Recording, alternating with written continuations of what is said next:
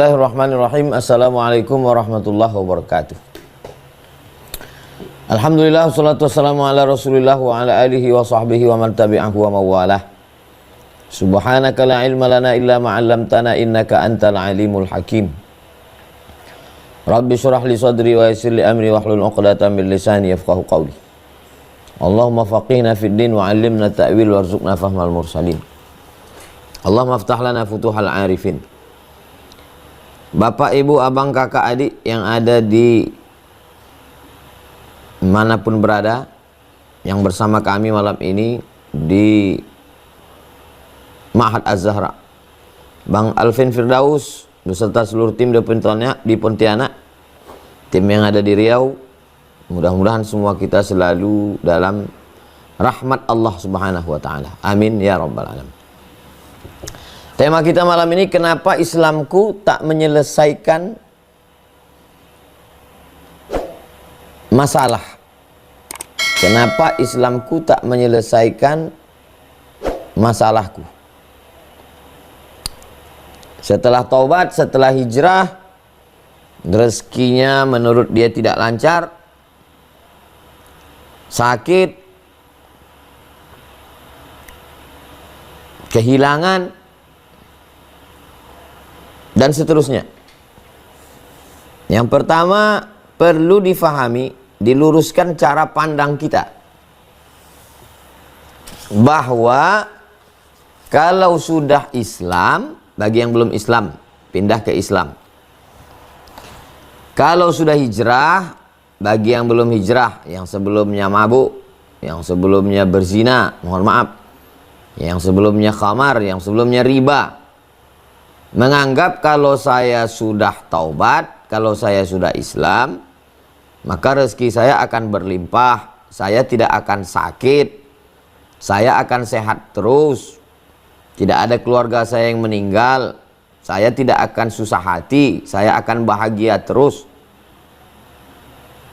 Lalu kemudian setelah berhijab, setelah taubat, setelah resign, setelah keluar dari riba, setelah masuk Islam, kalau memang sebelumnya tidak Islam, kok rezekinya tidak berlimpah, kok ada keluarga yang meninggal, kok malah sakit, kok malah kehilangan. Maka muncullah setan berbisik dalam kepala, kenapa Islamku tidak menyelesaikan masalahku? Satu, poin pertama yang perlu dipahami, cobalah lihat nabi-nabi itu. Apakah nabi-nabi itu tidak punya masalah? Kalau cerita masalah kematian, kenapa setelah saya Islam, setelah saya hijrah, bapak saya mati, emak saya mati, anak saya mati? Nabi Muhammad mengalami kematian. Ayahnya meninggal, ibunya meninggal, anaknya 4 perempuan, semuanya meninggal, kecuali Fatimah. Fatimah 6 bulan setelah Nabi meninggal, baru meninggal. Anaknya laki-laki, Al-Qasim meninggal, Ibrahim meninggal, Abdullah meninggal. Jadi pernyataan kita bahwa kalau sudah taubat, sudah hijrah, umurnya panjang-panjang, berarti kita keliru. Kemudian tentang masalah sakit, kenapa setelah masuk Islam saya sakit? Kenapa setelah saya hijrah saya sakit? Kenapa setelah saya resign saya sakit? Cerita masalah sakit, Nabi Ayub sakit. Nabi-nabi mengalami sakit. Nabi SAW kena racun. Sahabat Nabi ya, bahkan ada yang meninggal. Lalu kemudian tentang masalah rezeki. Nabi Ayub alaihissalam, Nabi meninggal anaknya, mati kambingnya, mati sapinya, mati lembunya, mati untanya, kering kebunnya. Apa lebih hebat kita daripada nabi-nabi itu? Faqsusil qasasa, ceritakan kisah-kisah itu. La'allahum yatafakkarun, mudah-mudahan mereka berpikir, oh iya ya, masa aku baru aja masuk Islam, baru aja taubat, baru aja hijrah, sudah mengatakan Kok Islamku tak menyelesaikan masalahku? Ternyata cara pandang kita yang salah. Dengan berislam bukan berarti tidak ada masalah dalam hidup. Dengan bertobat, dengan berhijrah bukan berarti semua jalan berubah jadi jalan tol mulus tanpa hambatan. Jadi yang pertama yang perlu diluruskan adalah dengan berislam kita menjadi punya tempat bergantung. Allahus Samad. Bedanya kalau sebelum Islam, ketika datang kematian, datang kesulitan, datang kesusahan, kita mengadunya ke diskotik, mengadunya ke narkoba, mengadunya ke dukun, bahkan berakhir dengan bunuh diri. Angka bunuh diri paling tinggi di Eropa, Amerika, Jepang, Korea, kesepian, tak ada tempat mengadu. Jadi kalau begitu, setelah berislam bukan berarti tidak ada masalah dalam hidup. Setelah berislam punya tempat bergantung ketika ada masalah. Itu yang perlu diluruskan. Kalau tidak nanti orang bisa jadi ateis. Ustadz pun juga perlu meluruskan.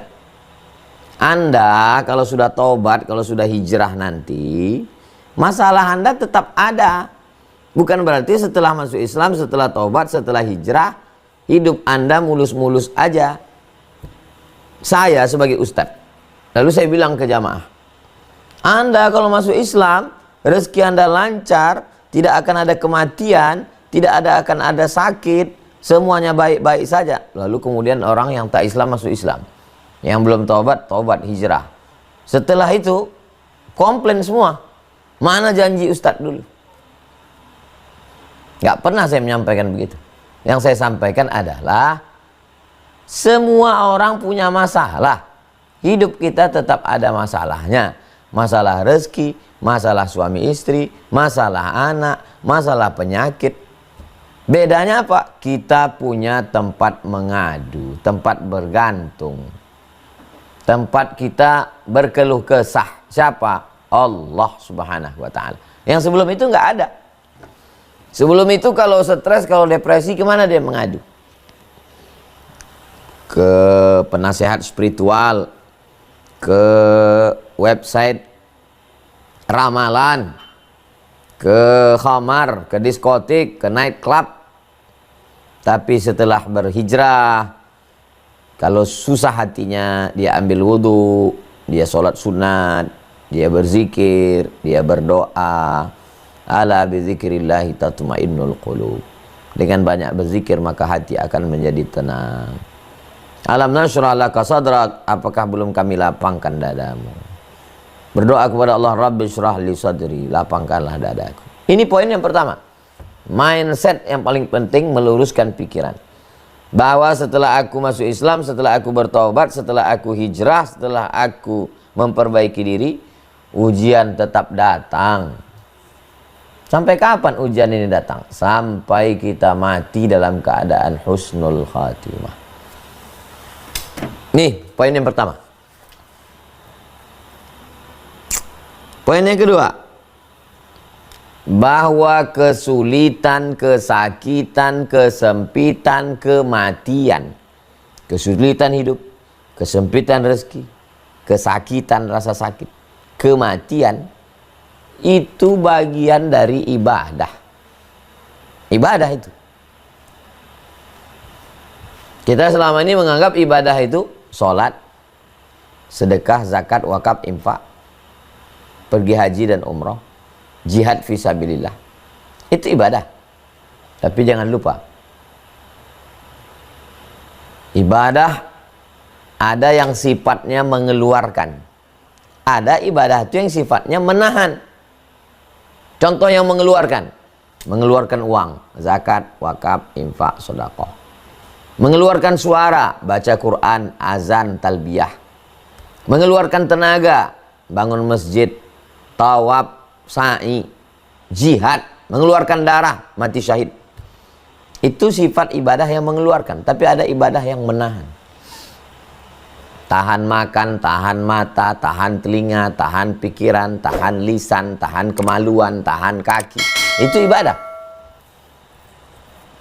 Mana yang lebih berat ibadah? Banyak orang yang sanggup bangun masjid. Banyak orang yang sanggup tawaf sa'i umrah setahun 2 kali. Tapi tak banyak yang mampu menahan keluh kesah, sumpah serapah, caci maki, ngamuk, menahan emosi. Makanya ibadah yang paling lama itu menahan. Mana ibadah yang paling lama? Puasa 1 bulan, menahan. Karena itu yang paling berat. Orang yang menahan itu disebut dengan sabar. Menahan kesakitan, menahan kematian, menahan kehilangan, menahan kehampaan. Itu juga adalah bagian dari ibadah. Bahkan ibadah yang paling tinggi. Makanya nabi-nabi, wali-wali Allah itu ujian ibadahnya yaitu. Jadi ketika kita bertaubat, ada seorang perempuan masuk Islam. Setelah masuk Islam apa yang terjadi? Suaminya meninggal. Dia dituduh korupsi. Masuk penjara lebih 10 tahun. Ayahnya merasa dipermalukan karena dianggap tidak berhasil mendidik anak di tengah agama mereka. Ibadah apa yang didapatkannya? Ibadah yang paling tinggi diperolehnya adalah ibadah menahan. Mampu dia menahan emosinya, mampu dia menahan dirinya, mampu dia menahan tangisnya, mampu menahan sumpah serapah. Pada akhirnya dia adalah pemenangnya. Kalau kita logika berpikirnya, kalau sudah masuk Islam enak-enak saja, berarti bertentangan semua dengan yang dia hadapi itu. Suaminya meninggal, mestinya suaminya sehat panjang umur. Dituduh korupsi, mestinya hidupnya lancar-lancar. Masuk penjara, harga diri, malu, kuat. Setelah keluar malah jadi motivator, memberikan orang lain semangat. Itulah kualitas iman yang luar biasa. Sebutkan saya nabi-nabi yang hidupnya enak-enak aja. Sebutkanlah. Sebutkan aja satu contoh nabi yang hidupnya enak-enak aja. Menurut pikiran kita, mana ada? Nabi Yunus alaihissalam ditelan ikan. Nabi Nuh alaihissalam banjir bandang. Nabi Musa alaihissalam melawan Fir'aun, menyelamatkan Bani Israel. Bani Israel pun permintaannya minta ampun. Nabi Ibrahim alaihissalam menghadapi penyembah berhala, menghadapi menyembah bintang-bintang.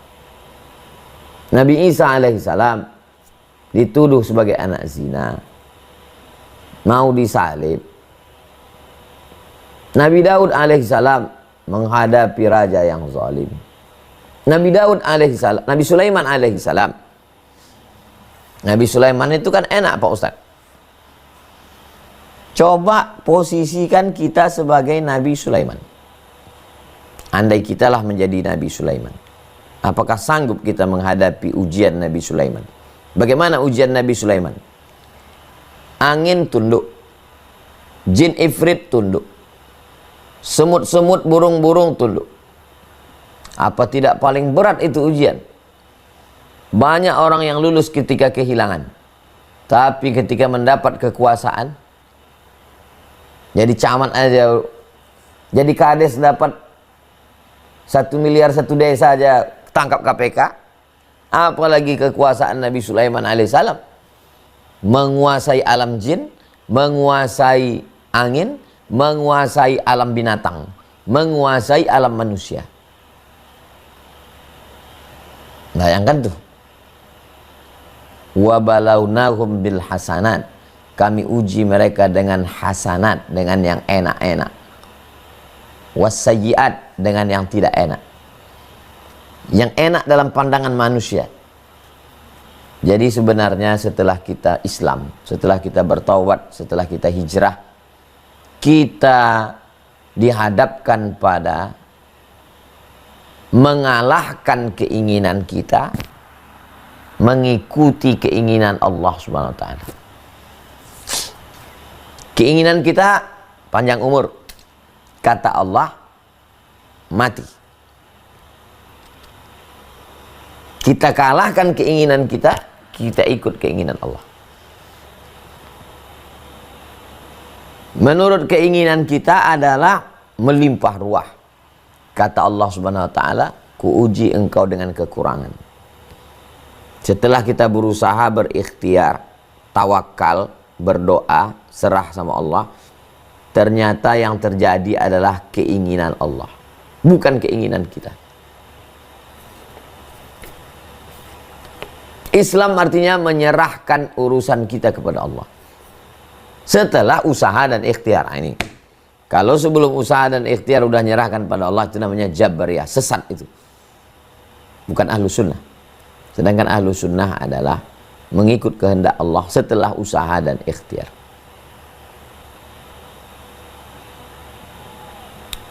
Allah Subhanahu wa taala itu menciptakan kita, memberi kita hawa nafsu, memberi kita akal, menyuruh kita berusaha. Pada ujungnya, akhirnya dia ingin kita ikut kehendak dia, bukan kita memaksa dia untuk ikut kita. Yang terjadi sekarang apa? Orang manusia ini, Allah itu dipaksanya ikut dia dalam masalah rezeki, dalam masalah jodoh, dalam masalah anak, dalam masalah usaha, dalam masalah bisnis. Dipaksanya Allah untuk ikut dia. Ketika keinginan dia sesuai dengan keinginan Allah, alhamdulillah, kata dia. Ketika keinginan dia tidak sesuai dengan keinginan Allah, kok gini ya? Apa bedanya dengan orang kafir musyrik jahiliyah dulu? Ketika sesuai keinginan dia dengan keinginan Allah, menangisnya di pintu Ka'bah, dipotongnya lembu, bersedekah dia. Ketika tak sesuai keinginan dia dengan keinginan Allah, dicaci makinya Tuhan, berhenti dia menyembah Lata Uzza, habis itu mabuk dia. Jahiliyah Qarnil Ishrin, jahiliyah abad 20. Ketika sesuai keinginan dia dengan keinginan Allah, pergi dia umrah, nangis pintu Ka'bah. Ketika tak sesuai keinginan dia dengan keinginan Allah, mabuk dia. Apa ini Tuhan nih kok gini? Mana nih janji Ustadz Somad kemarin, katanya begini. Apalah beda kita dengan Abu Jahal dan Abu Lahab? Berislam itu di saat senang kita bersyukur, di saat susah kita bersabar, di saat sesuai keinginan kita dengan keinginan Allah, sejalan keinginan kita dengan keinginan Allah, alhamdulillah. Tak sesuai keinginan kita dengan keinginan Allah, innalillah. Semuanya tetap ada Allahnya di dalam. Saat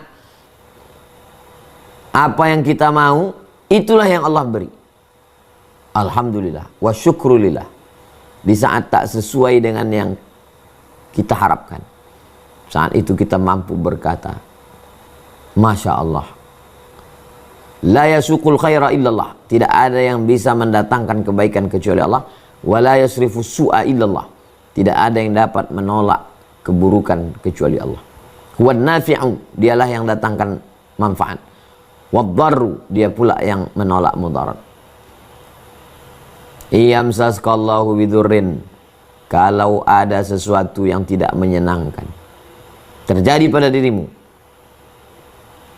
iyamsaskallahu bidurrin fala kashifa lahu illahu, tidak ada yang bisa menyingkapkannya dari dirimu kecuali Allah. Wa yuridka bi khairin, seandainya engkau diinginkan Allah sesuatu, fala radda li fadlih, tidak ada yang bisa menolak kehendak Allah Subhanahu wa taala. Puncak berislam adalah kal mayyit baina man yaghsiluhu, seperti mayat dimandikan orang hidup. Bagaimana mayat saat dimandikan orang hidup? Disiram air, tangannya dikirikan, dikanankan, digosok, dimasukkan kapas ke hidungnya, dicuci kakinya, tak melawan dia. Begitulah kita berserah kepada Allah Subhanahu wa taala. Tapi ini kalimat ini mesti hati-hati.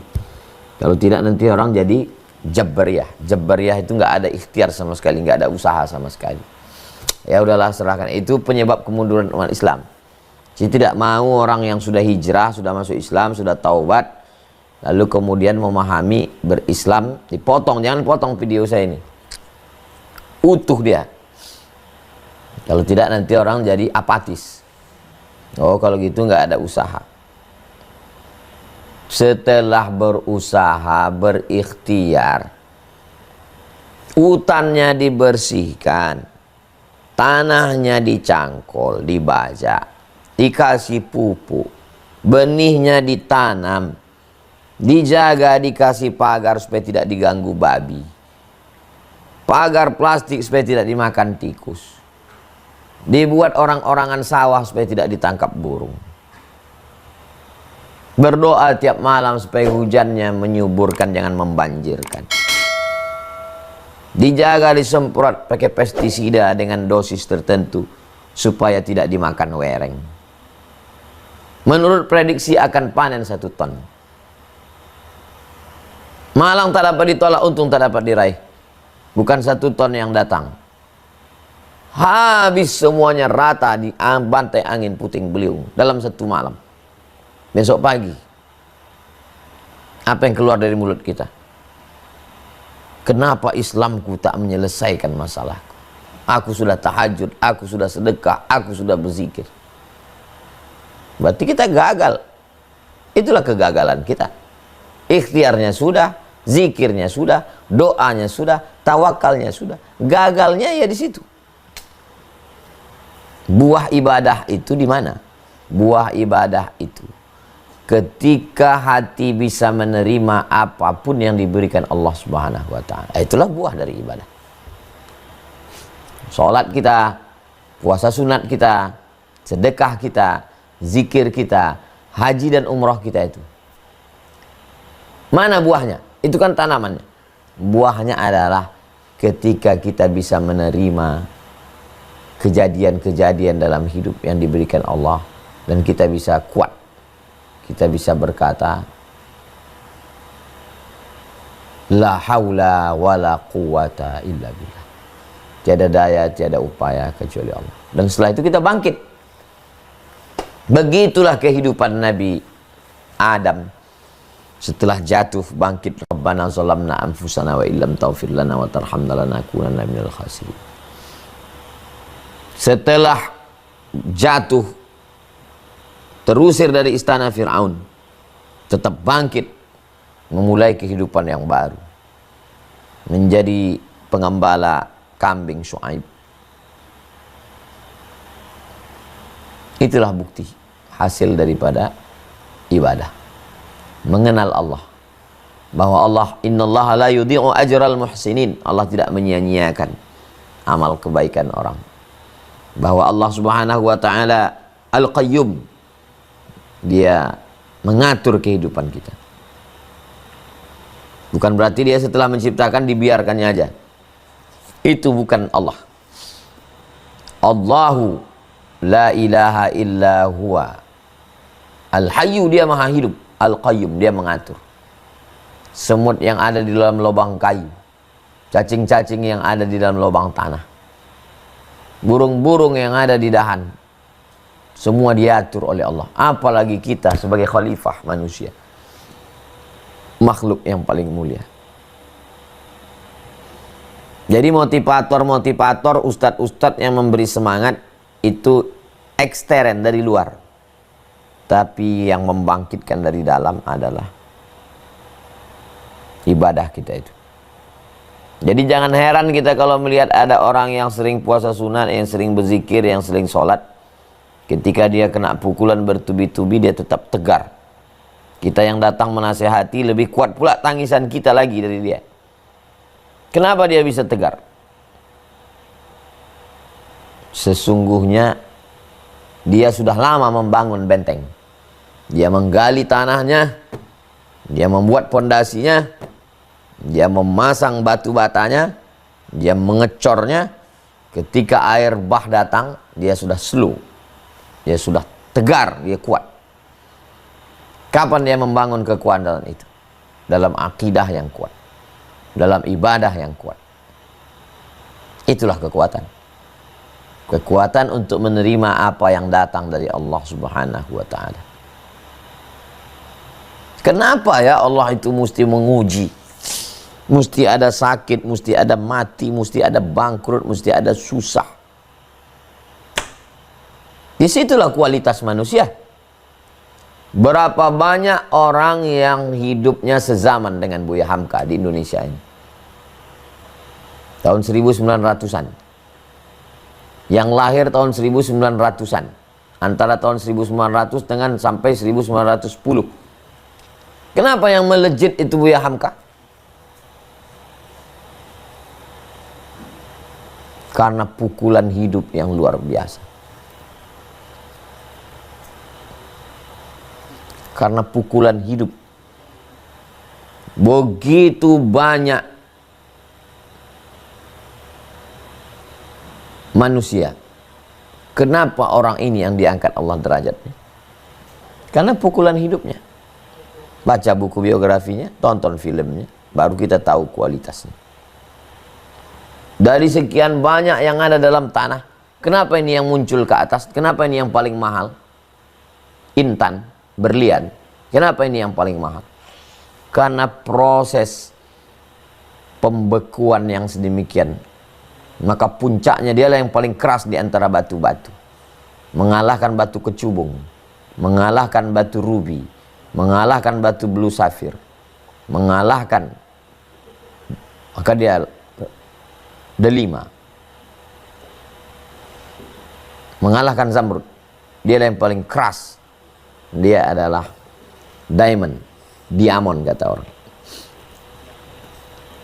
Jadi semakin kuat tekanan, semakin berat ujian, maka di situ sesungguhnya Allah semakin mengangkat derajat manusia. Nabi-nabi di antara yang paling berat jadi nabi. Dari nabi-nabi yang paling berat menjadi rasul. Di antara rasul-rasul yang paling berat menjadi ulul azmi. Nabi Nuh, Nabi Musa, Nabi Isa, Nabi Ibrahim, Nabi Muhammad SAW. Ini yang paling berat-berat semua. Jadi kalau begitu kita menghadapinya, kita tidak akan mengatakan, kenapa Islamku tidak menyelesaikan masalah.